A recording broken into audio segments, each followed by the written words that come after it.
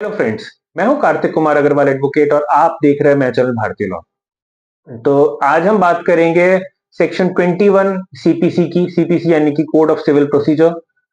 अब कल मैं अपने एक सीनियर से डिस्कस कर रहा था जिसके अंदर नीचे जब ट्रायल हुआ, ट्रायल पूरा खत्म हो चुका है, ट्रायल के अंदर कहीं पर भी कोर्ट की जुरिडिक्शन के ऊपर क्वेश्चन नहीं उठाया गया और जो एग्रीव पार्टी थी जिसके अगेंस्ट डिसीजन आया था, जो जजमेंट डेटर था, वो जजमेंट आने के बाद वो चला जाता है high court, challenging that particular judgment की ये कोर्ट तो इसको डील ही नहीं कर सकती थी।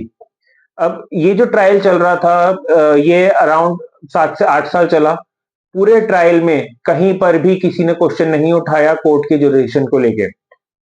अब सेक्शन 21 क्या कहता है? सेक्शन 21 ये कहता है कि अगर कोई भी ऑब्जेक्शन है जुरिडिक्शन को लेके तो वो आपको फर्स्ट इंस्टेंस में लेना पड़ेगा, चाहे पेक्यूनरी जुरिडिक्शन हो चाहे टेरिटोरियल जुरिडिक्शन हो।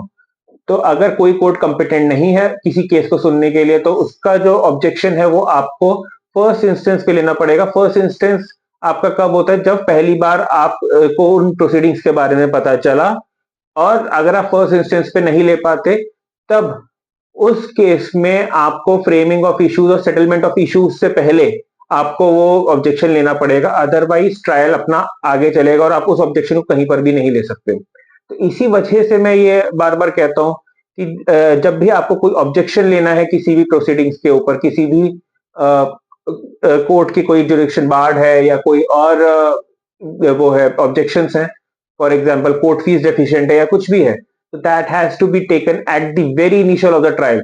अदरवाइज क्या होता है, आपका कोर्ट का टाइम वेस्ट होता है, आपका पूरा का पूरा ट्रायल वेस्ट होता है, और साथ के साथ आपका राइट स्ट्रक ऑफ कर सकती है कोर्ट और आपके ऊपर कॉस्ट भी लगा सकती है।